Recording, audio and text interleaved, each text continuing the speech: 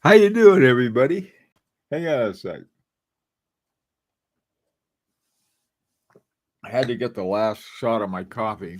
For some reason, I just when I started this, I got this big thing from Google wanting to know my password, and they had all of this other stuff that I had to go through to get just to open it. I don't know what the deal is. I guess every now and then they want to make sure that you're you.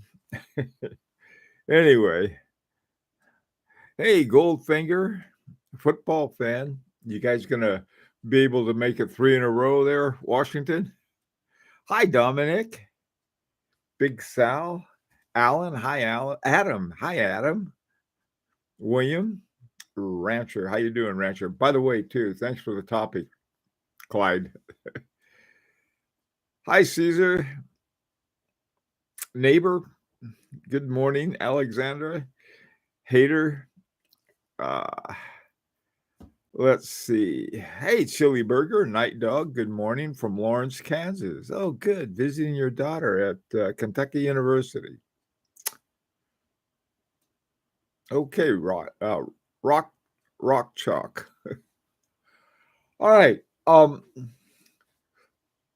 What I what I wanted to talk about, I thought, and this is something I'm grateful to Rancher for coming up with.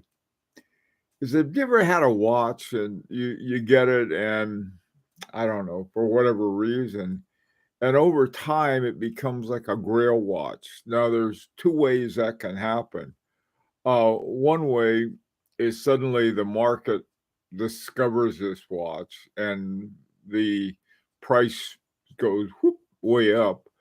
There's another way, another Grail, I think that's equally, if not more important, and that is that after having a watch for a while, you just want to wear it and wear it and wear it, even though initially you just got it because you're a watch collector. you that's a good enough reason to get anything. And anyway, I just was curious. Have you ever had a watch like that? It's suddenly out of the blue, that thing it just goes, "Wow, boy, I really like this watch." Or some market discovers it, and suddenly you couldn't afford it anymore. There's a difference. There's a difference thing there. Um, so let's see what you got to do. Uh, hey, hater. Okay, let's see. Hi, is it Pay 898? Gilberto, good morning. Leisure time. How are things in Hamburg? Tuna, good to see you. Did I ever have? I have one. I got this. I think I've mentioned this probably too many times, but still, I got this Faberge. I lowballed it. I mean, really lowballed it, and they said you're good to go. This had initially been around. I think the MSRP was between 10 and 15,000. Uh, and they had these guys. They were trying to get rid of them because nobody wanted them. They have Frederick Piguet 1150 movement tuned to 4 hertz instead of 3. I'd prefer the 3, but that's okay. It worked out all right. And they had a solid back. It's got a solid back. So I'm not crazy about solid backs. I'm not crazy about 4 hertz, but I got it anyway.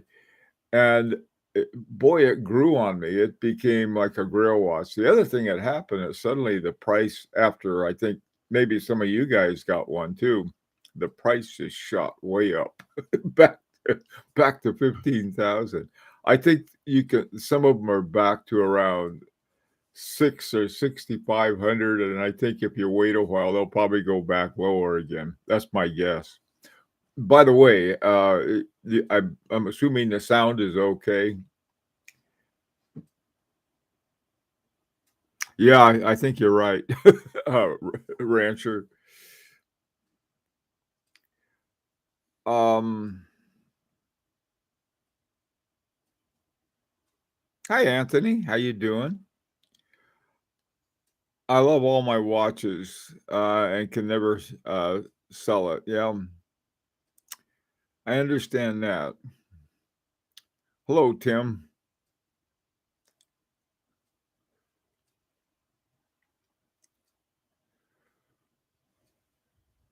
Good morning. Yes, Tissot Petit Seconde. Tissot has started a collection of other small seconds. Very nice. Hey, John. That's a watch I probably should get. Hey, Nate Doug. I say I grabbed a Jaeger-LeCoultre Grandmaster Memovox. Kurt, wow, what a name! I bought it because I love Kurt Kluse movements, and it was a great deal. Now it's just a watch I can't stop staring at. Yeah, that's the kind of thing I'm talking about, Nate. Yeah, exactly. Hi, Rel Sanat. Good morning, Brian. How are you today? Um, what do you think of Richard Milley? Let's hear some other opinions. I've got I've got my own opinion, and I'd rather not share it right now.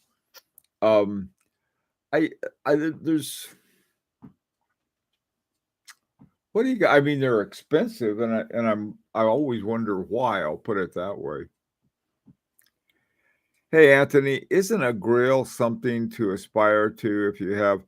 Yeah, I think this is generally you're right, Anthony. That would be the way. But this is sort of turning it around. You're just sort of you get to watch. You're minding your own business, and all of a sudden you go, "Holy smoke! I got a Grail watch." that's what that's what it is. I have to say, my Parmigiani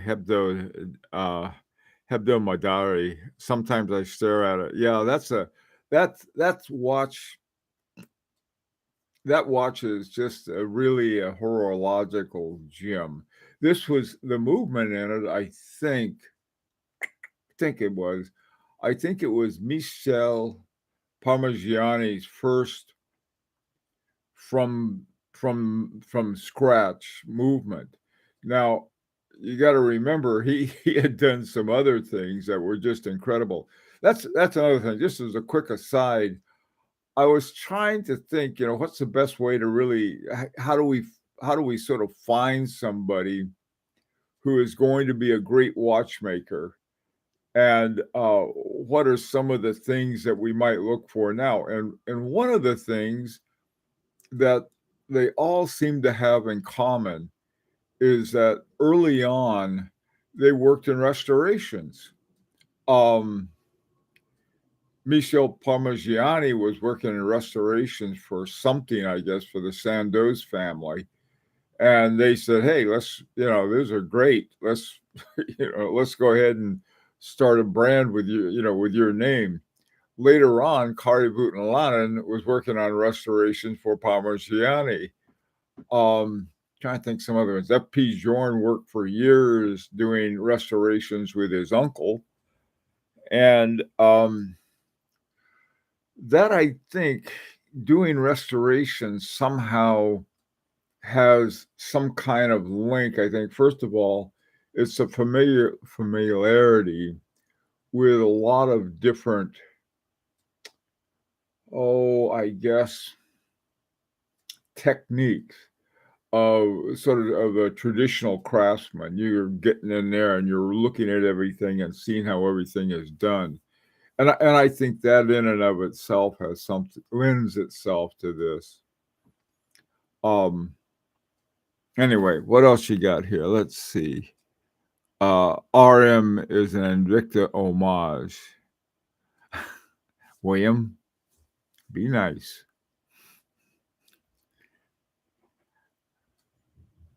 Dominic, watches are like miniature art collections. I couldn't agree more, Dominic. That's exactly what they are. There's sort of I tell you something that was sort of interesting. It's a little different in a lot of ways. There was a movie that I saw with my wife called The Devil Wears Prada. And in it, there was this guy who was he just had was a I guess a fashion designer, and he was talking about fashion design in terms of wearable art. He said that that's the way that he saw art. Instead of on a canvas, he did it in a clothes. And in many ways, if we look at a lot of there's a, I'm not talking about dial work. I mean, there's dial art, and that's a whole other thing, especially in enamel and things like that, but rather the artistry of the movement itself. And that's where I mean, there's all of these things. I think one of the best artists in that respect is Marco Lang.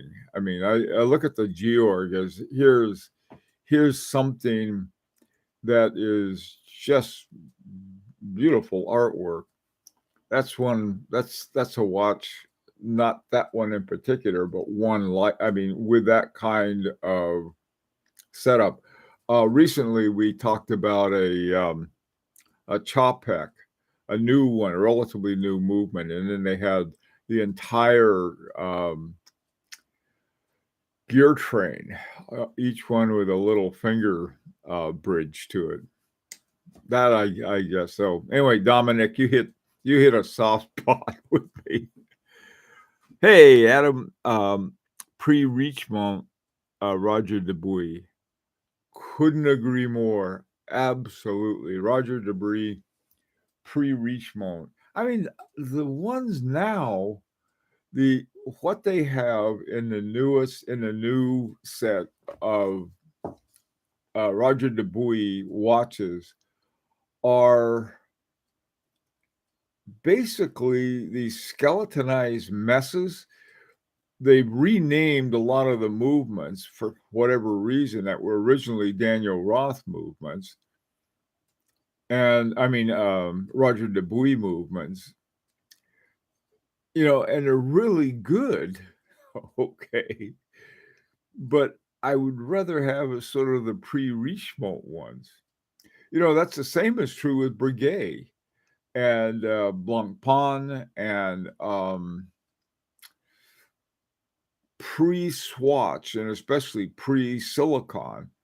Oh my God! That's why. I mean, if I get a Breguet, I'm going to get an older one with a Daniel Roth. That's one of the ones that he did, rather than the newer ones. That they're. I mean, some of the newer ones I really like, especially the tradition. But yeah, Silicon, blah, blah.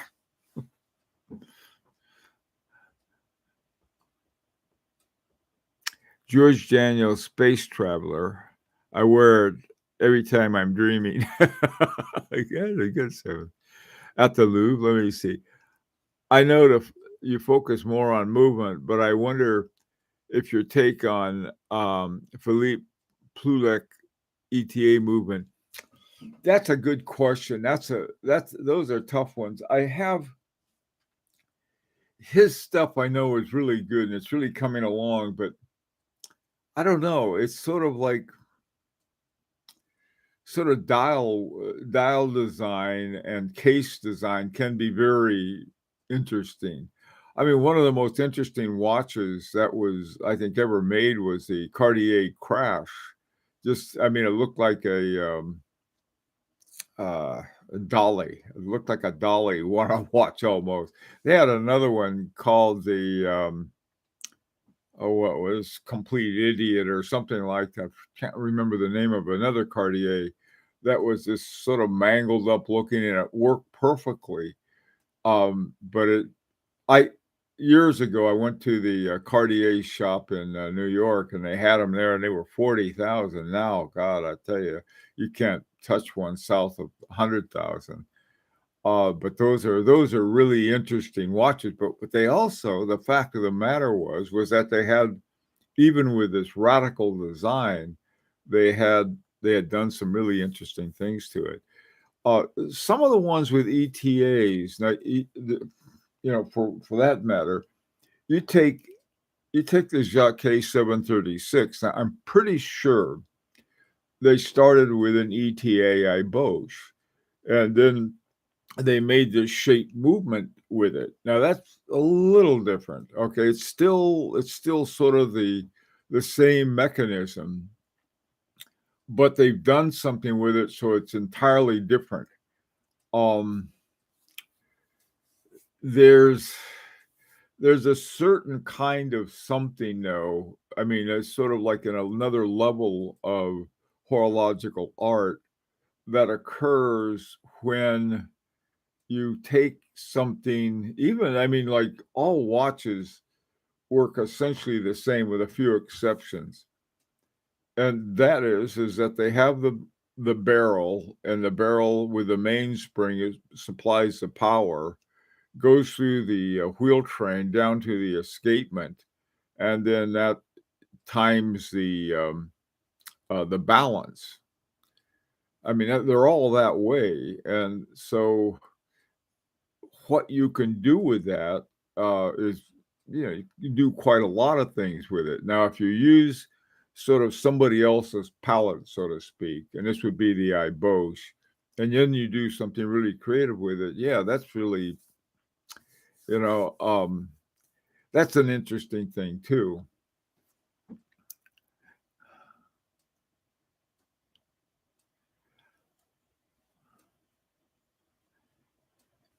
Oh boy, they've got entire automations in some watches. Jaeger-LeCoultre, yes, the charming bird and Van Cleef and Arpels, the levers on the bridge. Those are good examples. Now that's dual. It's both automata. They got more than that too. Automata is a part of, again, this sort of this mechanical movement kinds of things that are sort of beyond just the base horology of it. Dominic, how can it, it depends on how you look at it. If it can be a dial movement case, something like when you see something under magnification, the beauty can be realized. Oh yeah, that is true. That's one of the things I was looking at this. I think I was looking and cussing at the same time, trying to get my balance wheel back together. And the guy had this microscope, this special microscope that watchmakers use. He says, "Oh, he said, you got to get a microscope. That's a game changer." Music to my ears. So that's what I want to get. I want to get a watchmaker's microscope, and I think that'd be a lot of fun to have. One of the things in terms of having fun with a watch collection, I think monkeying around with a movement is really helpful. It can teach you a whole lot. Now, let me say this: here you want to use the cheapest movement possible. If you monkey a lot with them, because they're easy to break, I found out on more than one occasion. But they're using the regulator. That's another thing I like about hairsprings made of transitional metals, is that you can you can adjust them. You try that with a silicon, it'll break in a minute because it's silicon. It's brittle. But that's something, messing around with that. You start thinking about that. Well, how does that affect the the frequency? And then when you start asking questions like that, then that's how you really learn, I think, a lot about it. Taking a course and these things, I think, are also helpful. They got a lot of great courses online. They got videos on how to do it. Lots of opportunities, and it's a lot cheaper than going out and buying a new watch, especially the way prices have gone. So that's something I think that really enhances the enjoyment of it, because you start looking at your watches in a different way.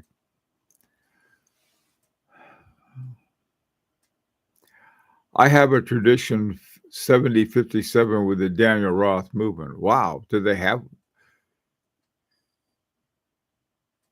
it? Was a Grail that I've stalked for a long time. Boy, that does sound very nice, Nate. Daniel Roth movement. Which movement is that he has in there? That does sound great.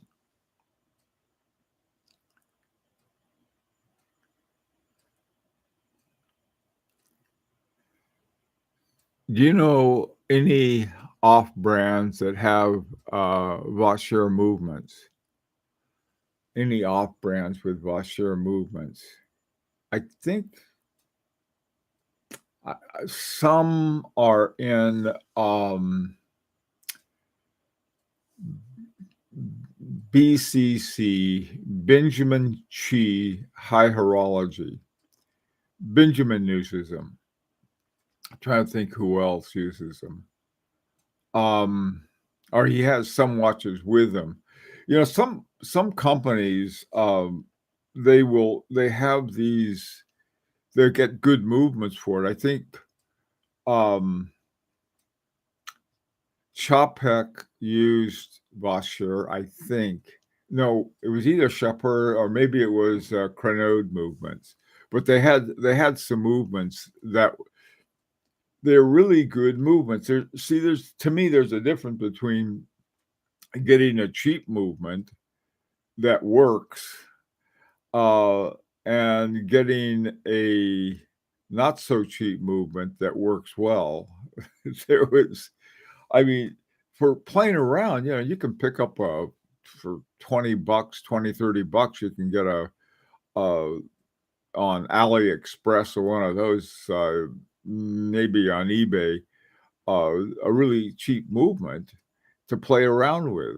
And take one of those courses that they have online, and I think the best movement. This is the thing. I think a lot of 6498 movements. These are old pocket watch movements, and they're big. And believe me, the bigger they are, the easier they're to work with. When I had this one course, they gave me this Salida hand wound Salida, this little bitty. I think it was a 210. Man, I tell you, parts disappeared. Just I, I got it apart, but I never could get it back together because too many parts were missing. I mean, they just go.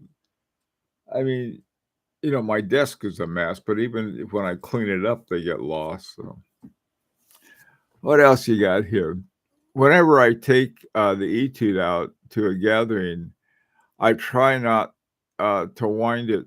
I try not to wind it so others can. Oh yeah, the feeling of that etude number one. My God, that thing is, the only watch I ever had that even was near that. I had a Patek Philippe from the 1960s. It was a Calatrava, and that thing was, when you wound it, it was like turning the the crown that was, the stem would go into a box of jewels, and it just is smooth winding, amazing watch. Hey, Joas, I have bought a watch which became a Grail, sort of, so to speak, a Pontiac with triple date 1953, which was worn by the Indonesian Air Force personnel for war, for total independence. Oh, how interesting. That is very interesting. Yeah, that's another kind of watch that I think would be very special that way. They usually give me a confused or dirty look until they actually wind it. Then their eyes open. They realize that, yeah. It's a funny thing. When I got my FP Jorn back from service, it had been, you know, I it had been magnetized. Something. I mean, every time I turn around, it would get magnetized, and so I told them about that. I said, maybe you guys ought to think of some another hairspring that hasn't given up the ghost yet. And when I got it back, it was a very uh, hard wind to it, like a harboring two. If you have a harboring two, boy, winding that thing is just like uh, um, works perfectly well though.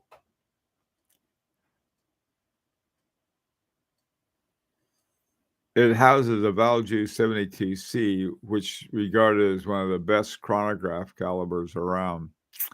I've got a Valjoux, I think it's a Valjoux 84 or Valjoux 82 in a Beauvais mono rattrapant. It's a very strange watch, and it's one that I've enjoyed to some extent simply for the novelty of it. But it's that Valjoux movement is very, very good. I mean, I wind the thing up and thing keeps great time. And this is like it is a true. It was what new old stock. It was new old stock, and by old it was like 70 or 80 years old. And they found a box of them, and they nice to have. Chili Burger. Can I ask you what you think of Chopard XL Gran Turismo? Gran Turismo. I tell you, generally, this is what I know about Chopard, which is somewhat limited. They're sort of one of those bifurcated watch companies. Some of their older ones, like the Mille Miglia, they all have ETA movements in them, but I still like them. They have the Pirelli tire track bands are really cool watches. And then they have the LUC. And I think the LUC, these are all in-house and very good ones. Thing about Chopard that's interesting, I think it's one of those ones that could easily become a Grail watch because I think you can get one of those, the LUC versions for a pretty good price. And they're really good watches. It's one of those undervalued ones, I think. I couldn't tell you the Chopard XL Gran Turismo, though, specifically. That one, I don't know that much about. I've heard of it. What do you think of Laurent Perrier watches? I know they're great, but time only for north of 40,000 seems a lot. Yeah, this is my favorite watches. I mean, Dufour Simplicity is a time only also, and that's north of $1 million. The complication, I mean, you can have a complicated watch, like a chronograph, and I don't use chronographs, so I'm not too excited about it. On the other hand, you can have a Remontoir Egalite, and you can't even see it. You don't even know it's there. And that thing is, I get very excited about that, and that would be on a time-only watch. So I don't think it's a matter of time only or not time only. Laurent Perrier, I really like those watches. I like the looks of them. I like the movements, the Laurent Perrier movements. But I tried them on, and they felt very light to me. I think the ones I tried on were steel, and they just didn't feel right. I mean, I like heft to my watches.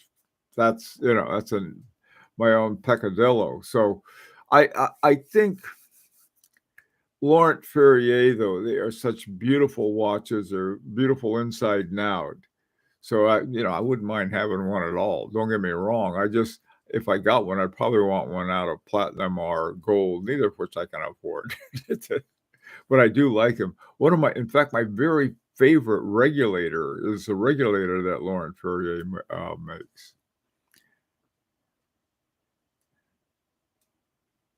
Gorilla's drift line has Vaucher. Well, let me say that about Andrew. The drift is they're not. There's not a Vaucher movement. I think they have Salida movements, but they have a Vaucher mechanism module. They have a Vaucher module, which is very interesting in them. And that is a watch I absolutely love. Really, the Gorilla.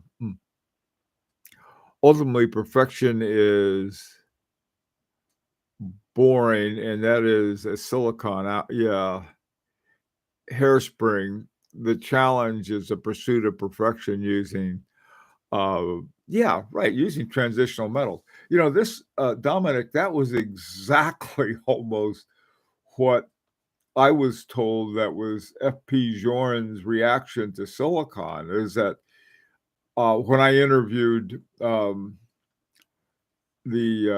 rep at the F.P. Journe shop a couple days ago, I asked him about that. I said, there was an article a couple of years ago, and F.P. Journe had visited was called the Firehouse.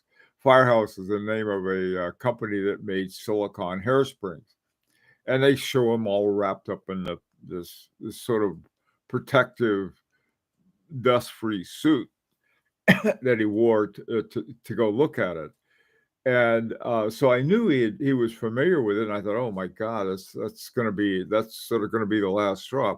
But when I asked William, their rep at the New York boutique, about it, he said, no, they're not going to go that way. He said there's just something about it that's wrong, and I think what you said, Dominic, is just wrong.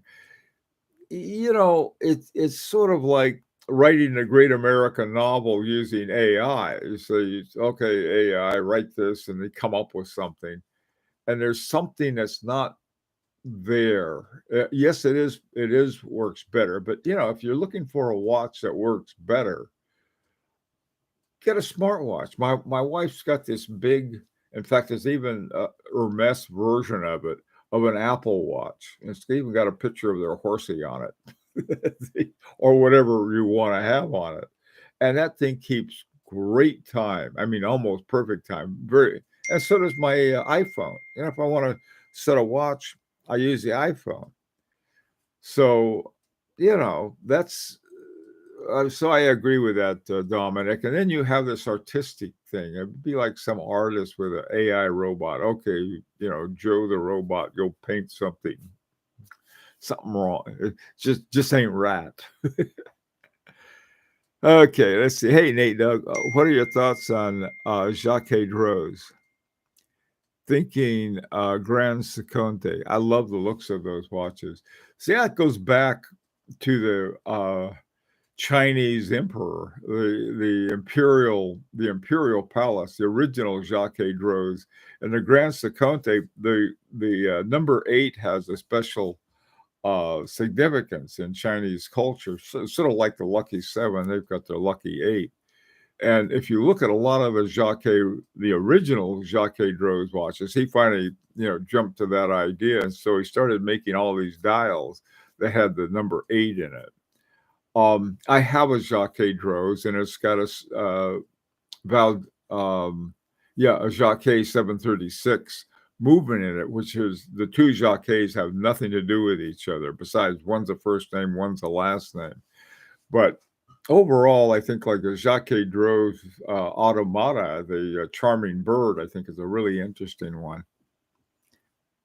If you had to sell all of your watches except one, which would you choose to keep?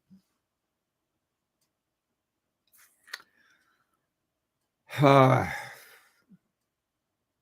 don't know. Probably my Larique.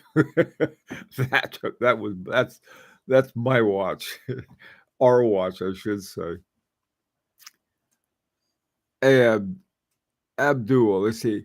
I got a custom watch made with a handmade dial, with my watchmaker put in a case from Toby, and a Unitas movement. Loving the uniqueness of it. Yeah, this is some of these guys. They'll take an ETA 6498, take it apart, and put it together again in a totally different base movement holder, and suddenly you have a really different, really very interesting. And besides, it's a good movement. It was a good movement to begin with. Okay,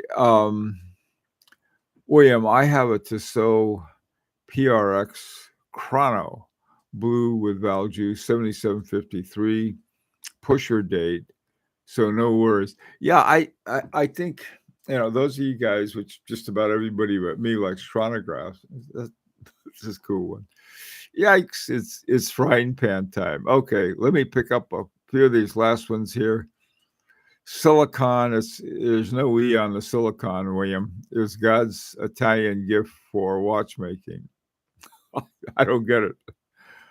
Okay. Okay. Hey, Apar.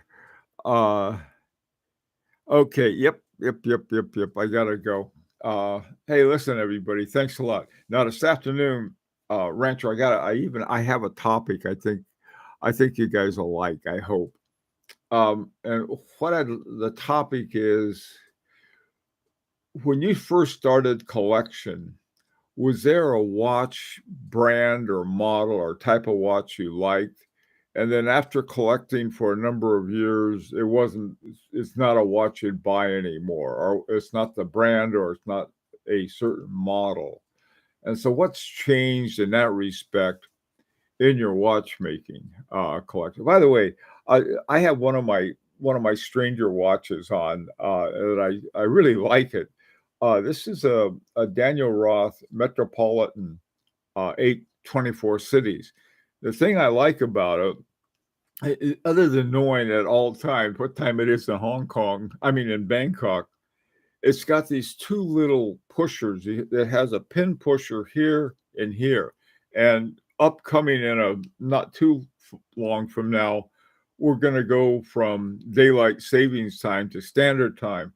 And this has got two little pusher buttons. So when you want to jump back like we do in the fall, you click the top one, and instead of having to go through the whole thing, it just pops it back an hour.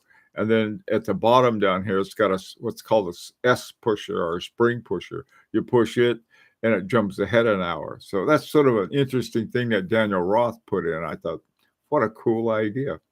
Anyway, guys, be back at 4 o'clock New York time. And if you're around, drop on by. Thanks for coming. Take care.